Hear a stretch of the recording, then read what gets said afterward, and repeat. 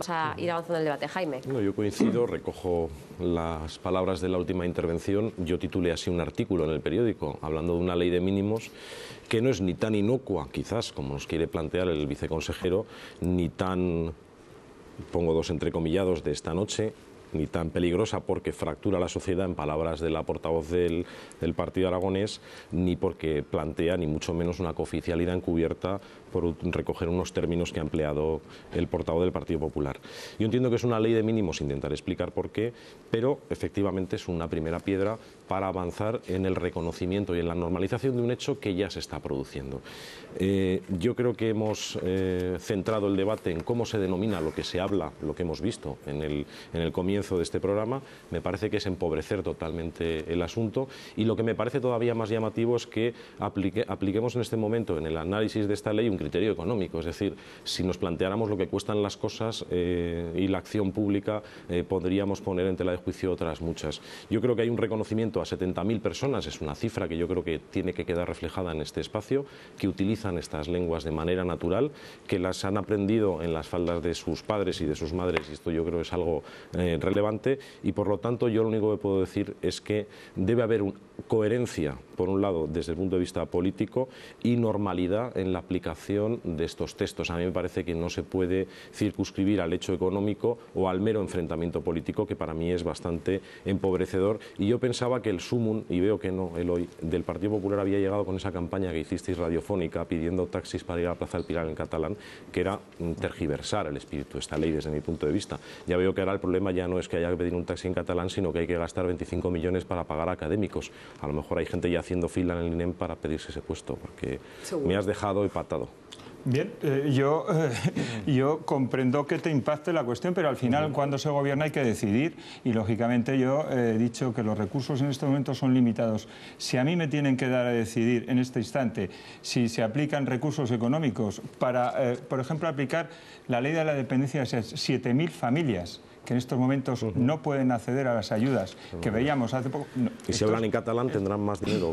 Es que es demagogia pura. Es una cuestión de prioridad. Es demagogia pura. Yo ya entiendo que esto molesta, pero al final de esto estamos hablando, de priorizar recursos. No, es que mira, Juanjo, quería aclararte que el artículo 9 dice que el gobierno de Aragón, que se escribieron en catalán en Matarraña, que se tacharon de las lenguas, declarará las zonas y municipios en donde se hablan las lenguas. Sí, lo digo porque tú has negado hace un minuto esta circunstancia. El gobierno de Aragón reconoce la aplicación territorial, no lo que habla cada ciudadano. Es decir, en este momento, perdona, el artículo, dice lo que dice. En este momento vamos a aclarar los 25 millones.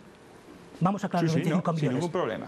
La nota de prensa del Partido Popular decía que esos 25 millones eran 21 millones, era salario de 700 profesores que harían falta para enseñar aragonés y catalán. Es imposible que en Aragón existan... y traductores.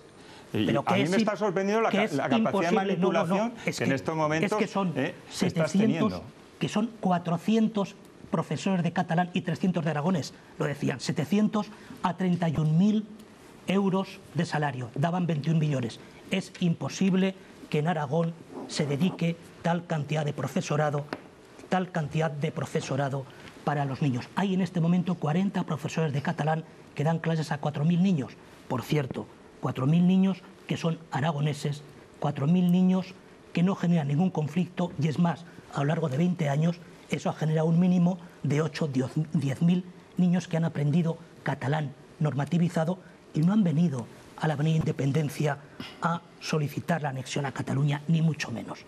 Es una situación de su lengua materna, de cómo viven en casa su lengua materna. Es un derecho individual que es necesario reconocer. Juanjo, Eloy, vamos a escuchar a quien no ha hablado todavía en este debate, que es Concha Montserrat. Pues lo primero que voy a decir es que soy una aragonesa, soy ciudadana del mundo, orgullosísima de vivir en una comunidad trilingüe. Me parece una riqueza patrimonial de un valor incalculable, y creo que el debate ha descarriado por territorios tan terribles que voy a leer una frase.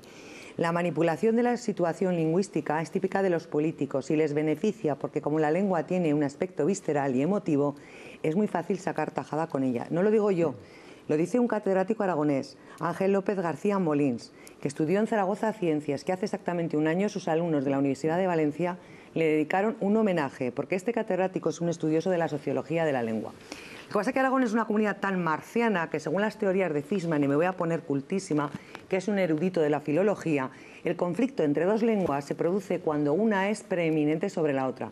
En Aragón, el conflicto con el aragonés es el olvido, es la hermana pobre y la graciosa, y no se ha reconocido, y con el catalán esta es la única comunidad donde el conflicto no es sobre la preeminencia del castellano sobre el catalán, sino sobre la denominación. Creo que soy de un pueblo, lo ha dicho antes el viceconsejero, me ha hecho gracia, pero es verdad que se llama Torre del Conte, según esta teoría nueva. Yo hablo Torre del Contino, por supuesto no hablo igual que los de la Fresneda o los de Queretes o los de Beseit, donde según yo hablamos catalán, me cito en primer término, y según el consejero de Medio Ambiente últimamente hablamos otra cosa. Dicho esto, yo esta tarde he acudido a un sabio, y me gustaría citarlo aquí, que se llama Josep María Becana, que es un diputado socialista, natural de Fraga, que según algunos habla fragatí, según el catalán, que me recordaba que algo que se ha puesto sobre la mesa, y es que en el año 99 se publicó una ley de patrimonio que reconocía una situación lingüística del catalán, la firmaba el diputado, el consejero de Cultura Vicente Bielsa de Ori, que presentó, por cierto, una ponencia con la diputada popular Ana de Grande para desarrollar la ley de lenguas en Aragón, que anunciaba que en Aragón, en esa ley de patrimonio, se hablaba castellano, catalán y aragonés. En aquel tiempo, en el año 99, se rotularon letreros en la comunidad aragonesa en aragonés y en catalán. El alcalde de El Grado, Lograo, Joaquín Paricio, del Partido Popular, rotuló el cartel de su pueblo, Lograo, y permanece intacto. En el Matarraña, limítrofe con el Bajo Aragón histórico, con el Bajo Aragón de siempre, el cartel de Matarraña, Matarraña NY, duró exactamente un mes. Hubo pintadas y lo borraron. Por eso he citado esta frase. La lengua no es una cosa visceral, es una cosa que es un reconocimiento que se habla. Insisto, es una riqueza lingüística y nadie la impone a nadie. Se habla. María.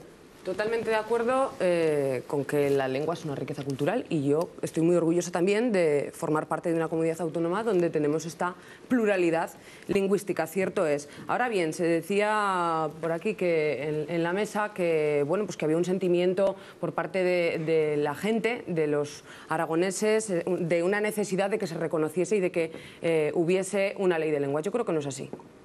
Habrá aragoneses que sí, pero desde luego hay muchos que no. Y si preguntamos en la calle, desde luego no. Pero partiendo de ahí, no, perdone, si me deja, que llevo bastante rato intentando hablar. Sí.